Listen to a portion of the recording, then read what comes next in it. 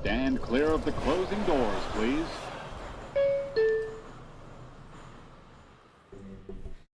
And welcome in, you guys. What a awesome way to start the weekend. If you are a New York Mets fan, Francisco Lindor sending the Mets faithful home happy with a blast of a walk-off home run in the ninth inning tonight against the Cardinals as the Mets win by a final score of 4-3. They take the first two games of this series with the Cardinals as part of this 7-game homestand, and it has been so fun to watch Lindor play this last couple of days here at Citi Field. Guys, what's up? Tony Metro here. Hopefully you guys enjoyed that game as much as I did.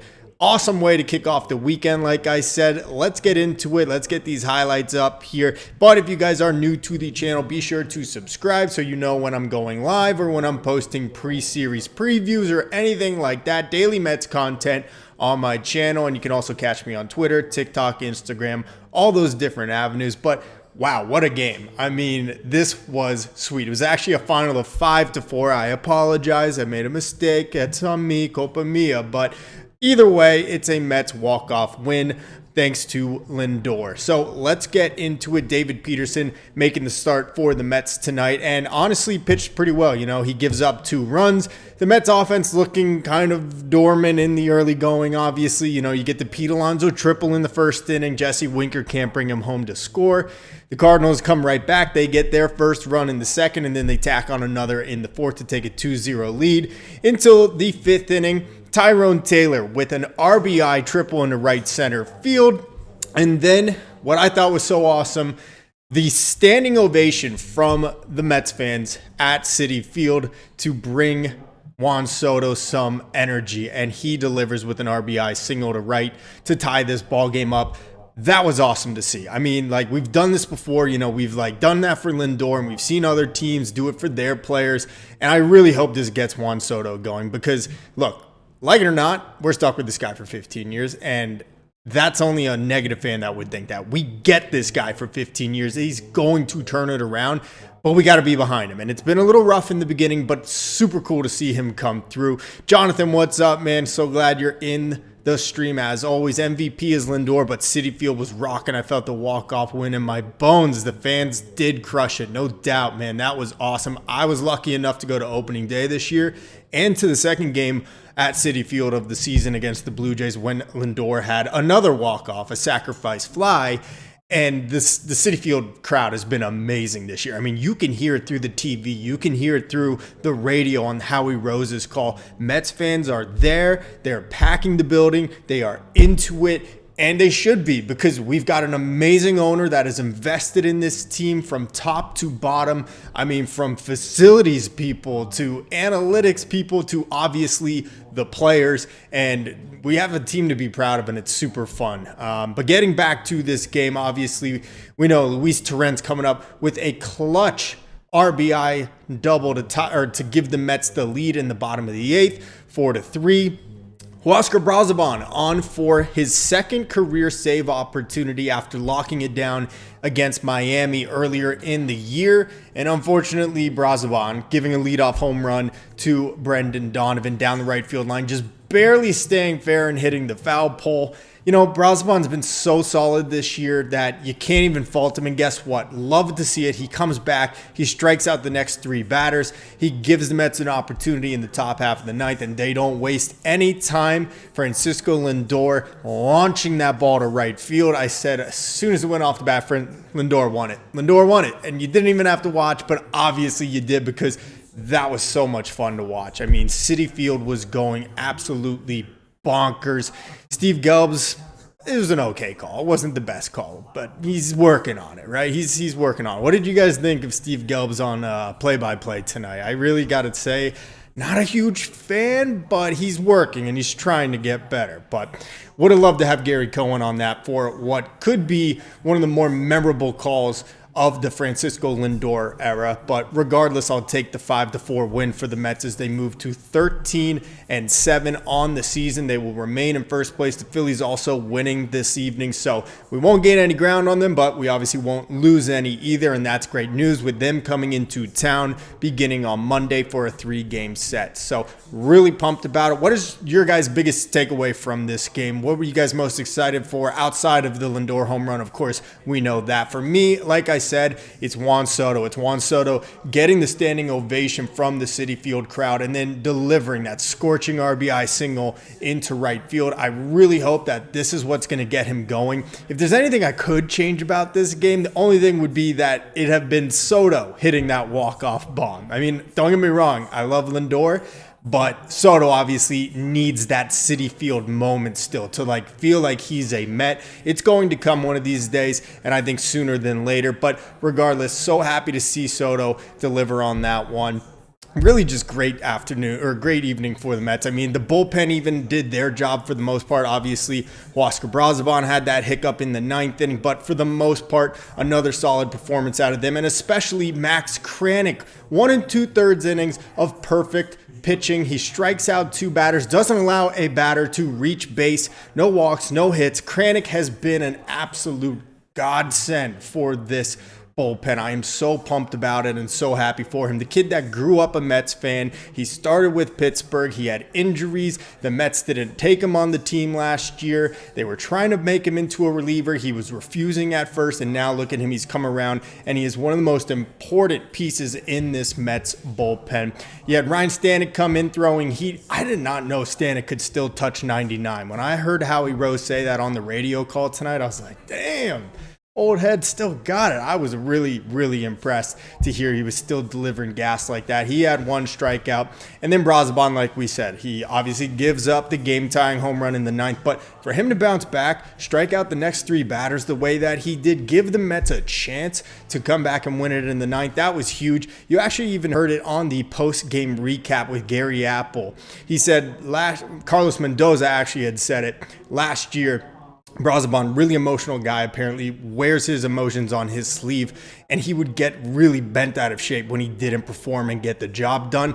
They've said his entire attitude has changed this year, and clearly he was able to overcome that issue with giving the home run up to Brendan Donovan. So really happy to see him be able to bounce back and strike out the next 3 batters. Jonathan Kranick is a beast. He's 100%. I mean, Kranick has been awesome. I mean, to think this guy was really not even a guaranteed thing to make this Mets bullpen. And, there's going to be a conversation coming up probably pretty soon. I think a lot of Mets fans have forgotten about Dednell Nunez, who I think most of us would have thought would have been the 2nd or 3rd most important reliever behind Edwin Diaz. So Edwin Diaz, AJ Minter, Ryan Stanek probably, and then after that it's a toss-up between Jose Butto and Dednell Nunez. Well, Nunez obviously is still not with the Mets. He's still rehabbing and getting his arms lengthened out or whatever, stretched out.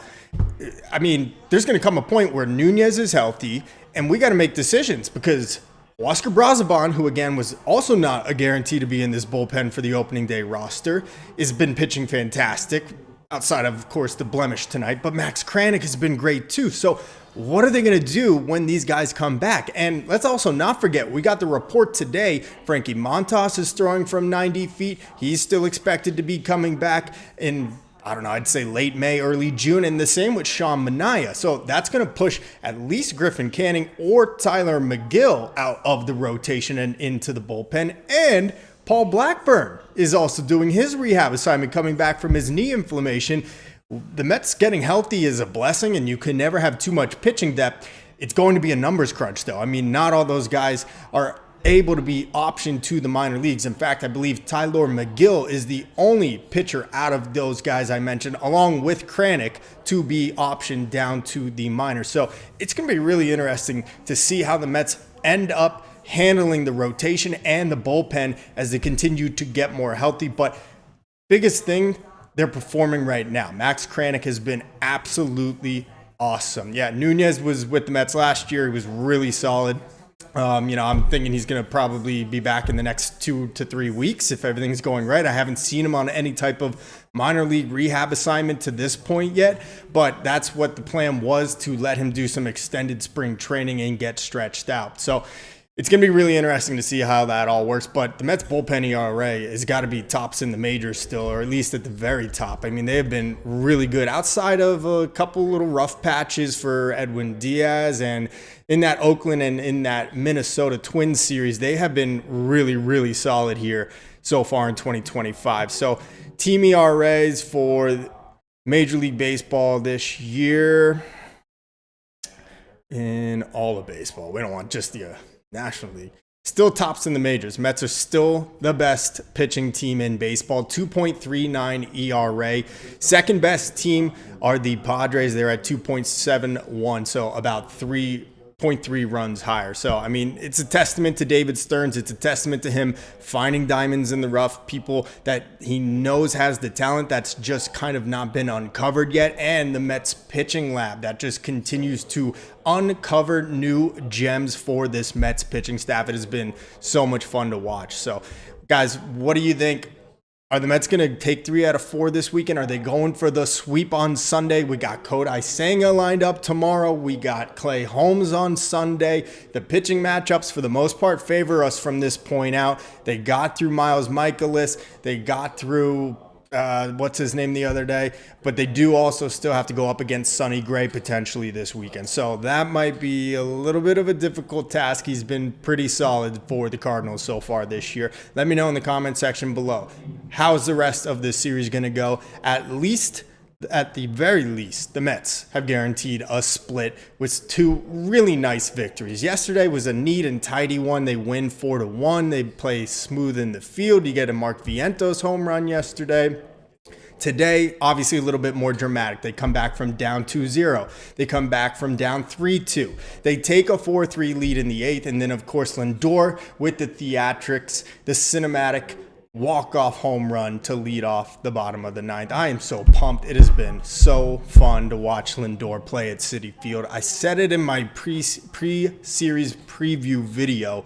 I thought Lindor would bounce right back. It was one of my 3 predictions. I said him getting back to Citi Field after those errors in Minnesota, I think he's going to hit his stride again. He's going to be fine in the field. The errors will be a thing of the past, and he's even going to start hitting. And I couldn't have even guessed that he would come out of the gate in these first 2 games against the Cards and hit the way that he has. But it is awesome. We love it. Jonathan, always in the chat. I love that, man. Sweep, sweep, baby. Yes, sir. Ice, ice, baby. Yeah, I mean, I don't want to get greedy. I'll take 3 out of 4. But it would be nice to get a 4-game sweep over a Cardinals team that I think is a lot better than most of us probably would have predicted before the season began. I mean, now they're 2 games under 500, but they entered this series at 9-9, 93 runs scored entering Thursday's game. That was the 3rd most in all of baseball. So, I mean, they're a pretty solid team. The Mets pitching, though, has just been better, which is the funniest thing, because remember what all the pundits were saying about the Mets before this season began? I remember reading multiple quotes from rival scouts. The Mets don't have enough pitching. Look at that rotation. They can't put it. I mean, they might score 5 runs a game, but they might give up 7. Well, it's been kind of the opposite. I mean, it's been like pulling teeth trying to score runs for the Mets at times this year, but the pitching has been steady Eddie. I mean, there hasn't been a game this year where another team jumped out to a 5, 4, 6-run lead and the Mets were just automatically behind the 8 ball. Total testament again to David Stearns. And you know what? Jeremy Hefner even deserves a little bit of credit too, I guess. Obviously, he and that pitching lab, they know how to speak to their guys. They know how to find specific pitches that work based on the shape of each of their pitchers, based on their arm angles and slots. So it's been really great to see. Super happy about it. And like I said, they're only getting healthier. And speaking of good pitching, now Kodai Senga on the mound tomorrow. 2-1 on the year, 1.06 ERA. Had his longest outing of the season last time out. That was against Oakland. And the Mets will be taking on Matthew Liberatore. Let's see, 185 opponent's average on his slider last season. Okay, so he's got a nasty little slider. Lefty tomorrow, so that'll be interesting. That means we're probably getting Luis Angel Acuna in the lineup tomorrow, which will be exciting. He had a little bit of a blunder today, obviously, steals second base and then tried to advance to third on Nimmo's ground ball. He overslides the bag and he's called out. He's lucky to get bailed out because of a pickoff error from Phil Maton that allowed Nimmo to take second and score on Luis Torrens's double. So still very excited to see Luis Angel Acuna. We know what he brings to this team, the speed, the flash. I think with more consistent reps, more consistent plate appearances, he will continue to hit as well. So really excited to hopefully see Acuna in there tomorrow. And hey, how about Mark Vientos? Homers in back-to-back games to open this homestand. That was another one of my predictions in my series preview. I said that Vientos was going to break out. You could see it in the way he was hitting on this most recent road trip. He had a 6-game on base streak dating back to the beginning of that series with the Athletics, and then actually had a 4-game hitting streak dating to the final game of that series through the Twins series. Now he's got up to a 6-game hitting streak, back-to-back nights with a home run. He also added in a single. He has brought his average up to 171, which I know doesn't sound all that impressive, but where it was about this time last week, that is a huge jump. Vientos has looked so much more comfortable at the plate. Nimmo is definitely having a tough go of it, though. 1 for 4 today. His average is down to 197.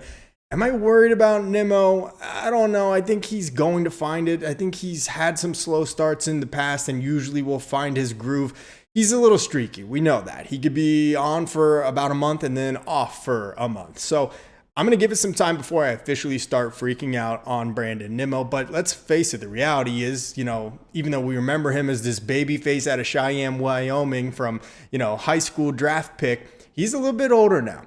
He's coming up on almost his 10th season in the big leagues. I mean, he debuted in 2016 for his first cup of coffee. So hopefully it's not an age thing. Hopefully he's still got a lot left in the tank. I do believe he does. It's just been a little bit of a slow start for him. So overall, awesome win for the Mets today. Again, they moved to 13-7. They will remain in first place even with the Phillies' victory today. They take the first 2 of this series with the Cardinals. Tomorrow, we'll have an opportunity to take the series for 3 out of 4 minimum, maybe even setting up the sweep on Sunday like Jonathan said he wants here in the chat. Guys, let me know. What do you guys think? Are the Mets going to get the sweep? Are they going to take 3 out of 4? Or, I don't even want to say it, but knock on wood, they end up splitting this series. I don't think that'll be the case because we got Kodai Senga on Saturday, and then we got Clay Holmes, who just had his best performance so far with the Mets his last time out. So really excited for it, guys. We're going to do pre-game stream tomorrow, talk about the Mets, and then we're going to have a post-game stream as well, hopefully recapping another Mets dub. That's it for now. I'm Tony Metro. Stay true to the orange and blue.